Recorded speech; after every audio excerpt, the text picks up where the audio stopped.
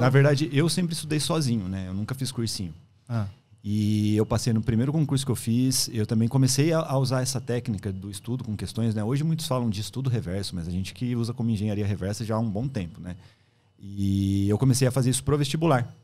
Porque eu sempre tive muito problema na escola, né? Eu não me adaptava, eu não me sentia em casa ali. E aí eu comecei a estudar de forma independente, de forma autônoma e comecei a ter resultado. Eu sempre estudei em escola pública, então a minha base era muito fraca. Então só quando eu comecei a estudar de forma autônoma eu consegui resultado. E aí quando eu vi que eu precisava melhorar para chegar no concurso, eu decidi fazer a mesma coisa que eu fazia antes, que eu fiz no vestibular. E deu muito certo. E aí eu comecei a estudar para concurso, mudei a minha faculdade na época, né? Eu fazia jornalismo, depois mudei para direito já pensando em me jogar de cabeça nos concursos e tal. Que massa, cara. E eu sempre estudei sozinho. Eu não sabia nem o que cursinho fazia, pra te falar a real. Porque eu não conseguia, né, fazer nada. Então a sua primeira aprovação já foi sozinho, né? Foi sozinho, foi no Ministério Público de São Paulo. Eu passei um monte de concurso, passei 10 concursos no total, assim, com expectativa de nomeações. E eu me posicionei na área de tribunais, né? Então, o primeiro que eu fiz foi MP, aí fiz TJ, TRTs. Eu me posicionei muito bem na área de TRTs, na verdade. Tava tendo bastante concurso e tal. E aí eu fui construindo minhas aprovações assim, eu não contava para todo mundo, sabe? Não contava para muitas pessoas. Eu nem tinha rede social. Né? Assim. E engraçado que assim, no primeiro concurso que ele passou, ele ganhava pouco. E aí eu ganhava mais na multinacional. É o primeiro que me chamou. O primeiro que chamou. Foi a prefeitura. E aí, por isso que eu não pensava, né? Falar, não vou ganhar mais tal. Só que aí eu não conseguia tirar férias. Aí começou vários problemas, assim, sabe? Uma cobrança surreal. E aí eu falei, não. Aí ele começou a passar em um monte, e aí foi melhorando o salário, e aí, de repente, ele que parecia que estava lá atrás, foi lá pra cima. Aí falou, eu quero isso pra mim. E ela convivia comigo, né? Então ela percebia os benefícios que eu tinha, né? A gente tinha um filho pequeno, direto ela lembra que você tinha reunião, aí ela tinha que viajar. Ficava uma semana fora. Eu conseguia tirar do nada, assim, alguns dias que eu tinha ali. Eu já tinha home office. Eu já tinha home office, eu conseguia fazer um trabalho de casa também, então eu me programava para segurar a bronca lá de casa, sabe? Inclusive com o nosso filho. E ela não tinha como, sabe? Então isso daqui amarrava muito, fazia ela perder a qualidade de vida, porque ela queria ficar mais tempo com o nosso filho, sabe? Nessa época. E até essa questão do nível de responsabilidade, né? Poxa, eu cheguei a ser supervisora numa equipe, numa multinacional de 12 pessoas, e eu ganhava metade do que ele ganhava. Então você fala, ou seja, eu tô ralando pra caramba aqui. Tô e não fazendo, tá proporcional. E não tá proporcional. E isso é muito evidente aqui em Brasília. Aqui as pessoas vivem muito por conta de concurso. Tem muito concursado aqui. Por exemplo, esse prédio aqui, facilmente, mais da metade é concursado. Essa região onde eu tô tem muito concursado. E o custo de vida é mais alto, não é? O custo de vida é mais alto. Então, assim, se você quiser começar na empresa privada, você pode até crescer depois. Mas você vai passar uns bons anos aí amargando para depois. E as pessoas querem pular essa etapa com um bom concurso. E para a mulher é difícil, né? Porque a gente quer ser mãe, eu quero ter tempo para minha família. Eu não quero dar o meu sangue para uma empresa que daqui a pouco vai falar tchau. E a gente sabe que a realidade, né? Uma mulher no mercado da Natasha com 40 anos. O que acontece, Natasha? Não, você nem consegue entrar no mercado com 40 anos depois, entendeu? A não ser que você, tipo, se você já não fosse CEO de não sei o quê. Não, mas aí o que você teve que abrir mão, né? Então, para mim, o mais importante era estar com a minha família, conseguir tirar férias, sabe? Saber que eu vou voltar das minhas férias e vou ter meu emprego, não vou ser mandada embora. Ninguém tá tramando contra você. Ter uma paz, assim, sabe? Então, a minha paz não tinha preço. Mas tinha nome, concurso público. E deixa eu te perguntar, foi nesse momento que você foi demitida grávida, eu queria que você contasse isso pra gente, que você viu, cara, chega, foi esse momento que você deu um basta? Foi o estopim, né? Eu falei, não dá mais. Eu fiquei sem convênio, na época... ele ganhava o salário super baixo na prefeitura, ele ganhava R$1.400, eu ganhava mais do que ele na empresa que eu tava, e do nada eu fiquei sem convênio. Um monte de criança morrendo na Santa Casa, a gente teve que se virar para poder fazer o parto e nascer e saber que depois que eu tivesse filho ia ser mais difícil, né? Porque ninguém quer contratar uma pessoa com uma criança recém-nascida. Com criança pequena. Meu Deus.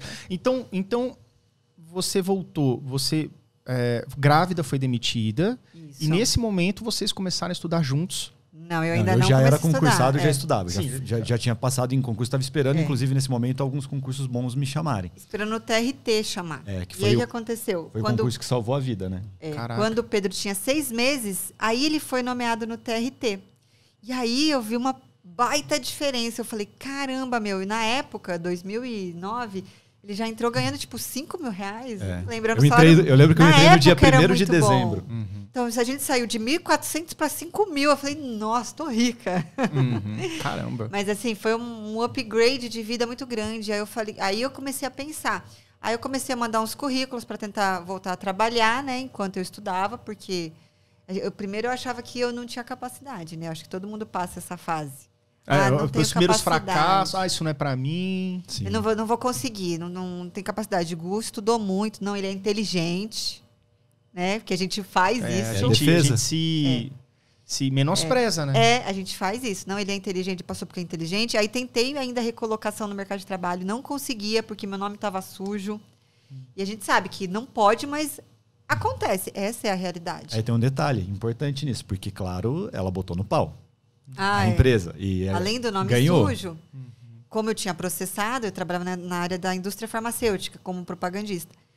Eu chegava até a etapa final. Na etapa final eu não passava. Aí eles iam pedir referência e aí queimavam você. Eles colocavam meu nome no Google. Você encontra o processo trabalhista. Você encontra o processo trabalhista. Aí, quando eu mudei de nome, que a gente casou, aí eu consegui até uma recolocação no mercado, mas aí eu falei, não, agora eu vou estudar, né? Quando eu comecei a estudar de fato, o Pedro já estava com 3 anos. Então, assim, demorou esse tempo de maturação, sabe? Eu ainda tentei voltar para a área privada, porque eu achava que eu não tinha capacidade de passar num concurso. Mas eu falei, não tem plano B, eu vou passar. Eu acho que essa decisão é que faz as pessoas passarem. As pessoas, às vezes, não botam fé em si e estudam mais ou menos. Aí abre um edital, aí abre a apostila um dia, o outro, não é? Sim. Vai que dá. Eu acho que a pessoa, ela meio que... Eu não sei se o nome correto é esse, mas é uma autossabotagem, assim. Ela não confia em si. É muito fácil você pensar, né? Que fulano passou porque é inteligente. Aí você se coloca como uma pessoa que não tem inteligência. Então é uma coisa fora do seu controle. Mas é muito fácil você desistir. Muita gente faz isso. Mas aí quando você faz isso, na verdade, você não quer pagar o preço. Esse que é o ponto, né? Eu vejo que as pessoas fazem isso porque hoje elas falam, Nath, mas você é inteligente. Eu falei, gente, mas vocês não sabem o quanto que eu ralei. Acho que ser inteligente tem que ralar, cara. E você treina ser inteligente. Disciplina. E vou falar uma coisa, isso daqui é muito romantizado, sabe? Esse fato de você achar que você tem que tomar a decisão. Porque, eu lembro que quando eu decidi estudar, né, eu estava voltando de São Paulo, de uma entrevista. Eu fui fazer uma entrevista que eu tinha passado em um monte de etapa online. Aí tinha a entrevista, que seria, na verdade, quando eu cheguei lá, né, não sabia o que era uma dinâmica de grupo e depois ia ter algumas coisinhas lá e uma redação. Aí no meio da dinâmica de grupo, a entrevistadora tá lá, aí tinha uma menina do meu lado, assim, acho que eram umas 6, 7 pessoas, assim. A menina do meu lado começou a conversar com a entrevistadora e chegou a conversa de que ela era indicada, essa menina, indicada pelo diretor da empresa, era um grande banco aqui. Aí no meio da conversa, no meio de todo mundo, aí todo mundo começou a olhar assim, ficou uma situação chata e tal, e tava claro que essa pessoa era indicada por um diretor. O que eu tava fazendo lá? Aquele processo ali era pra inglês ver. Era fake, velho. Aí eu falei, não dá. E eu já tinha passado por um monte de entrevista. E aí, frustrado, voltando no metrôzão. Banco privado. Banco privado, entrevista de banco. E o rolê que foi? Ele não tinha terno, 2 horas do trem. Comprei terno, 4 horas quase para chegar naquela época, não tinha nem a linha amarela, então era Então, daqueles 6 candidatos, só ia passar um? Só um. E a menina falou, então, sou eu. Eu lembro que eu fui embora antes do fim da entrevista. Eu pedi para ir no banheiro e fui embora. Porque eu tô aqui de trouxa, né? Ficou muito chato, todo mundo ficou incomodado, sabe? Eu acho que deve ter feito de propósito, sei lá, alguma coisa assim. E aí, voltando para casa, eu falei, não quero mais isso para minha vida. Lá eu decidi que eu ia estudar. Decidi. Nossa, lindo, né? Romântico e tal. Falei assim, não, beleza, agora vai. Fiquei 1 ano procrastinando, porque eu não consegui estudar. A Natasha também ficou um tempo assim. O que fez que eu estudasse é algo que a galera menospreza, que é estudar no pós-edital. Porque só quando eu vi uma notícia lá, saiu o Ministério Público de São Paulo, eu preenchi os requisitos, era nível médio na época. Aí eu falei, vou estudar. Agora eu vou começar a estudar, vou passar. Eu botei na minha cabeça que eu ia passar, paguei o preço, passei nesse concurso, que foi o primeiro concurso que eu fiz. Virou a chave, depois saiu de tal. E eu paguei um preço muito alto nesse momento. Esse negócio de pagar o preço, só para entender. Quando as pessoas estudam pré-edital, você acha que elas ficam meio que perdidas? Talvez. E, assim, procrastina, né? A gente procrastina. A gente fala, não precisa estudar agora. O iniciante, ele acha que ele tem mais tempo para estudar, porque ele sempre quer um concurso longe. Porque ele tem a ilusão, vou me preparar bonitinho, agora eu vou me organizar bonitinho, vou estudar 2 anos, vou passar no concurso. Você não vai, cara. No começo você vai procrastinar. Você vai fazer o mesmo que eu fiz, porque não tem urgência. Isso daqui é a síndrome do estudante, né? Se você põe um objetivo próximo, uma data marcada de prova, a chance de você se esforçar muito mais, principalmente para quem não tem hábito de estudo, é muito grande. E aí depois que vem a magia, porque depois que você faz o primeiro concurso, quando você paga o preço, você sente uma evolução, você pega no mínimo um pouco de confiança, e se você continuar estudando para um concurso da mesma área, você pegou o hábito de estudo, você entra no piloto automático. Foi isso que aconteceu comigo. Foi isso que aconteceu com a Natasha também. Eu acho que é a síndrome do brasileiro, né? A gente não deixa para estudar um dia antes da prova, todo mundo deixa para estudar de última hora. Então, se você não tem um edital aberto, a tendência é que você procrastine para começar. É porque nunca vai chegar aquele deadline, né? Você fica esperando o momento perfeito, só que o momento perfeito não existe. Então, começa com o edital aberto e põe na sua cabeça que você precisa passar. Eu acho essa coisa assim, de você determinar, não, eu vou passar, é importante. Porque aquilo vai fazer você manter ali um tempo estudando. Porque estudo para concurso não é uma coisa tão rápida, né? Para alguns, às vezes é de primeira, para outros não. E tá tudo bem, você só precisa continuar e descobrir o caminho certo.